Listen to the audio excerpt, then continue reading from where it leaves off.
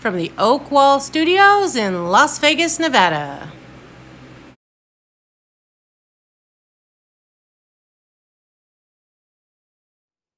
Hello, this is Jesse Oakley III, and welcome to the Oak Zone, where we provide positive words of wisdom for you. That's right, you, the happy people. Now, Monday through Fridays, I would do my show called The Oak Zone with Jesse Oakley, where I get to share a plethora of positive words of wisdom. But today is Sunday morning, and it is time for the Sunday Morning Chat Series. On the Sunday Morning Chat Series, I interview a plethora of positive people that are making a big difference in the community.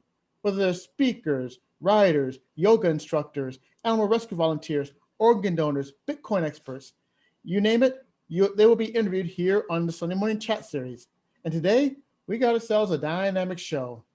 Now, many of you have seen past episodes of the Sunday Morning Chat Series, and I got a chance to interview different authors. And each author that writes a book has a story to tell. And for today's episode, I have with me one gentleman who will definitely be discussing about his book and the adventures of writing this book. Please help me welcome none other than Phil Brakefield. Hey, Phil, how's it going? Jesse, I'm doing great, man. How are you? I'm doing fantastic, knowing that we're going to have ourselves a dynamite episode today. That sounds like a plan. All right. All right. So without any further delay, let's chat.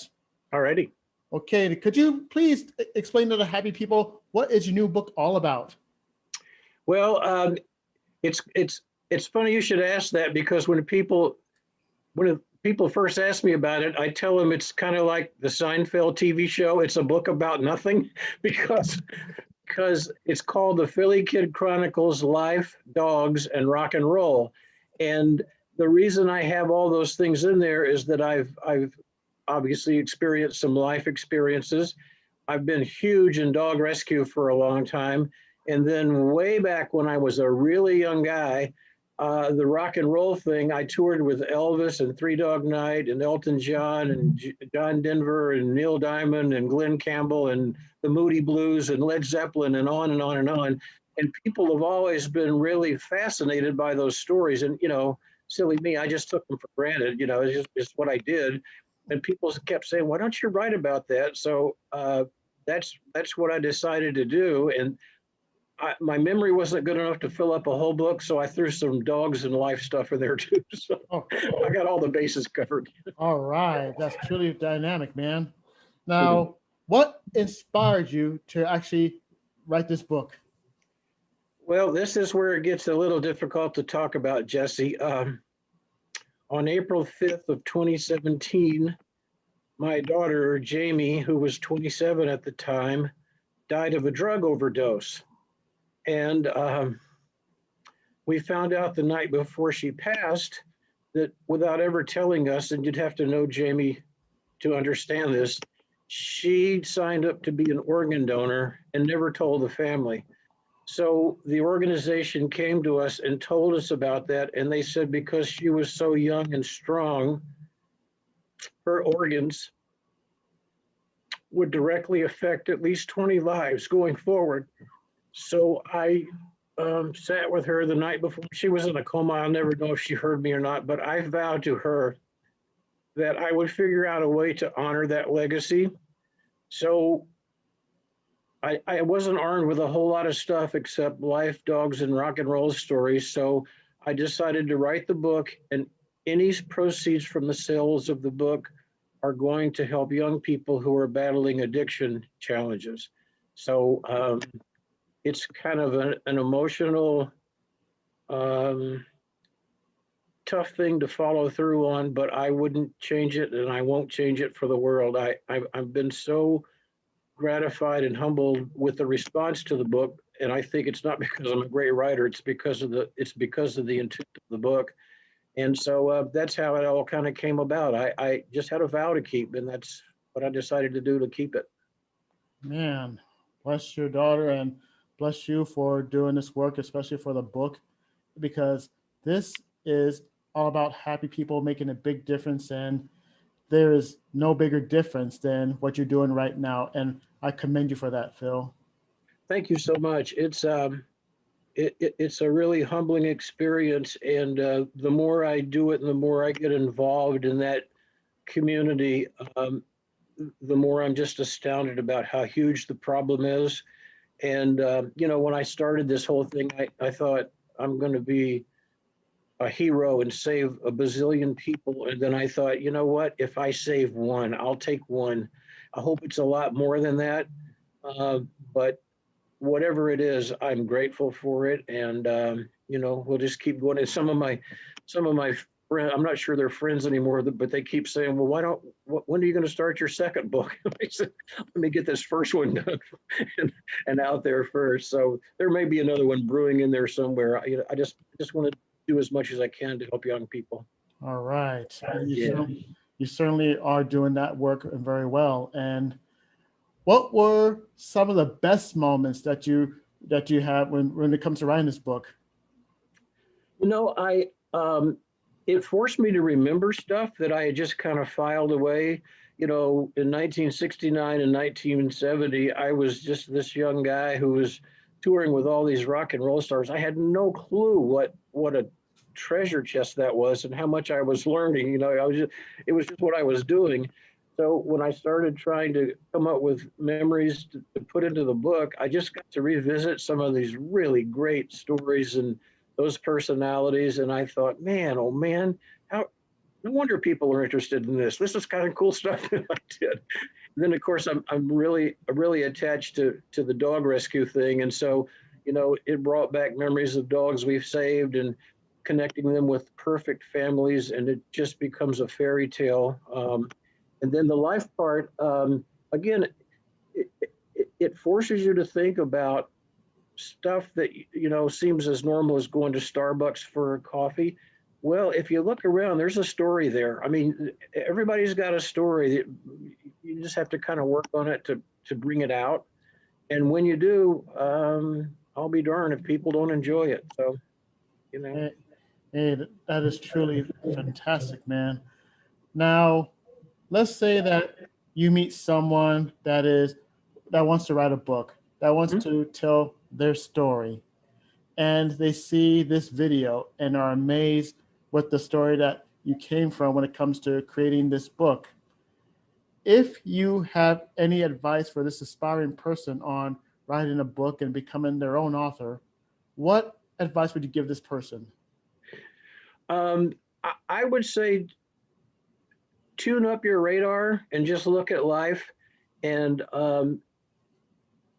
one thing that worked for me is, among other things that I do, I'm a dog walker. And every day in the middle of the day, I take people's dogs out and walk them. And Jesse, it's unbelievable. I let the dogs do what they want, and they write a story for me every day, so that when I file a report to the owner, I just write down what the dog did. And so that's secret number two is, number one is turn on your radar. And number two is just write something every day. And, I'm lucky because I have dogs for inspiration. So, if I had to depend on my own brain power, we might have a challenge there. But, the dogs are just great fun, and they always do funny stuff. And so I've actually kind of become the guy who writes the great stories about walking dogs, and that's a whole other animal there. But for people who want to do it, just think about things and try to appreciate them. There's a story in my book about this old couple that went to the grocery store that I was in.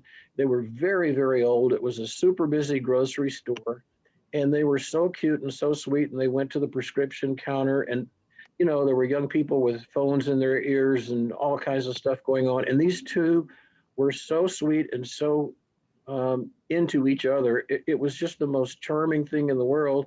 And I thought, I'm so lucky because I'm still pretty agile and I can dodge crowds and stuff. And these two were really frail, and I kind of felt sorry for them because they could get hurt.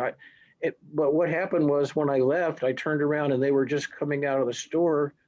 And what I say in the book is that, I was kind of smug about it because I was feeling good that I was so healthy, and I felt kind of bad for them. But at the same time, I wasn't with someone that I was totally in love with. So maybe they felt bad for me too. So, and that's just kind of how if you look at life, there's just stories like that all over the place. All right. Yeah. And I tell you what, all the dog walking adventures, You can never run short of any rough material. Boy, you got that right. Yeah, there's a whole book about that. Exactly, exactly. I don't know if it'll make the bestseller list, but we might make a run at it. Hey, take a run at it. Who knows? Exactly. All right. Now, is there any information that you could tell the happy people on where to get your book or what sources they can go to? Yeah, I'm so creative, Jesse. There's a website called thefillykidbook.com, and it will kind of tell you what the book is about, and you can order it there. And be assured that any monies that come from the sales of that book will go to helping young people. So it's just, if there's anything noble in my life that I've done, it's this, and I'm doing it because I told my kid I would. All right, for the happy people that missed that, don't fret, because the link will be in the description right below. So after you watch this interview, just go to the link and order a copy of the Philly Kid book, and because you can always find it on a link that's going to be in the description right below. I love this technology world we live in. You're a good man for promoting that for me. I appreciate it. Thank you, thank you. Now, we are almost at the end of this interview, and I got to tell you, time flies when you're having fun and get a chance to do this wonderful interview. And this section is known as the shout out section. Now, is there anyone out there that you would like to give a shout out to for making all of this possible? Boy, you'd need about a 5-hour show for that, Jesse. So I will say, my best friend of over 50 years, he's more like a brother. He was Jamie's godfather, Yep. and he's a world-renowned psychologist, and he wrote, and he's a great writer, probably the best I've ever known. He wrote the foreword to the book, and his name is Dr. Ken Pope, and there's a shout out to my brother. All right. All right. Now, I have people that watch this video, and these people are my crew, and they're called the Happy People. And they are amazed and inspired, and they are blown away by the story that you just told us here on the Sunday Morning Chat series. And to put the icing on the cake, if you could offer any solid words of wisdom for my crew, the Happy People, what words of wisdom would you like to share?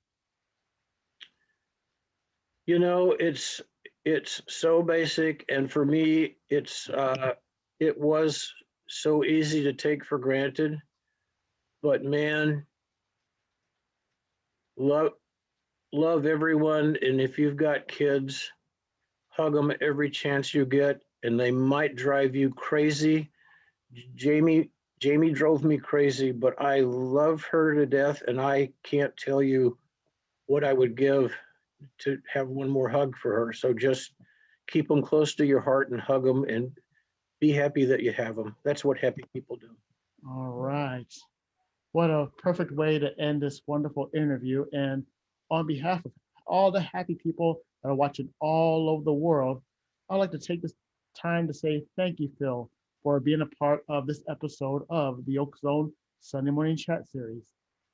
Jesse, I appreciate you so much. And if there's anything I can do to help any of your happy people or yourself, you can get to me through the phillykidbook.com website, and I'll do whatever I can to help.